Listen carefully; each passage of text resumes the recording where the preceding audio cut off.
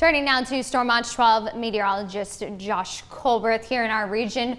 We looking at a day that maybe is good for a run, outdoor activities, or not so much?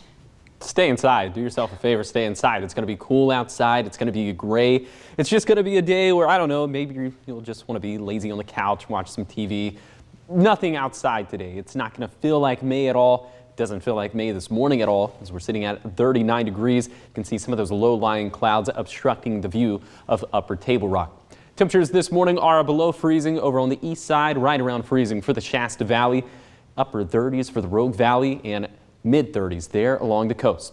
Here's where things stand on the radar right now. We just have this little blob of snow right in the center of the screen, right along the Klamath and Jackson County line. This is slowly rotating, spreading into northern portions of Jackson County.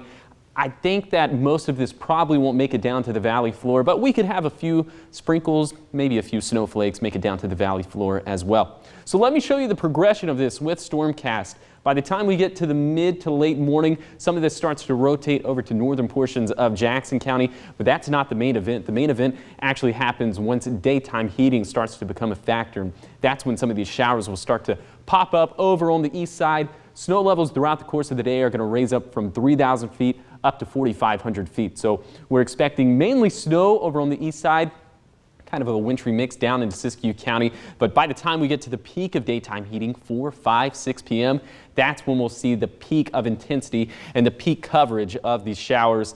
Again, mainly on the east side, not ruling out some wet weather for the west side. And then by the time we get to midnight, I think most of us are probably dry. We'll continue to be dry throughout the day on Wednesday. Then here comes that next storm system that's going to bring us some rain late Wednesday into the early portions of the day on Thursday. Now, here is an outdoor activity. I know I said it would be a good day to stay inside, but of course, that's just me, a pretty subjective point of view. Objectively, it's going to be dry, especially in that 10 o'clock to 2 p.m. time frame before we get the peak of daytime heating. And even when we do get some of those showers a little bit later in the day, they're going to be pretty hit or miss. Temperatures today, of course, pretty cool. 50s for the west side valleys, 40s for the east side, mid-50s there for the coast. Again, the best chances for rain are going to be to the east of the Cascades, although we're not ruling out a few showers to the west of the Cascades. But overnight, it's going to be a cold one. Once again, we'll be in the 20s and teens over on the east side, near freezing for Siskiyou County, mid to upper 30s for the west side valleys of southern Oregon, and we'll be just shy of 40 degrees there along the coast, where we have a frost advisory.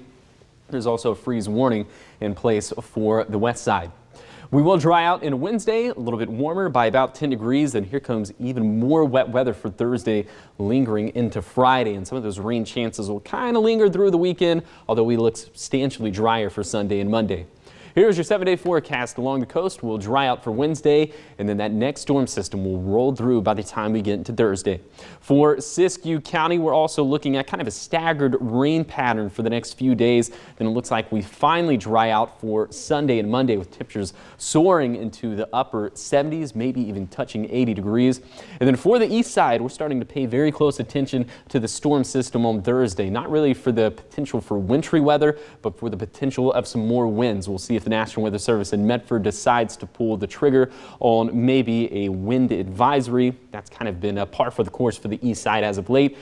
For the mountains, this system on Thursday not going to be as impactful as the past few systems we've seen, just because snow levels are going to be way up there, around 6,000 feet. And then for the Rogue Valley, it looks like we finally get some dry-ish weather and some much warmer weather for the weekend.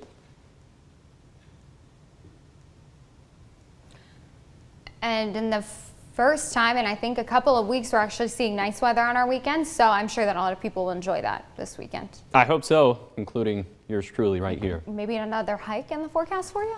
Maybe. Hey, thanks, Josh.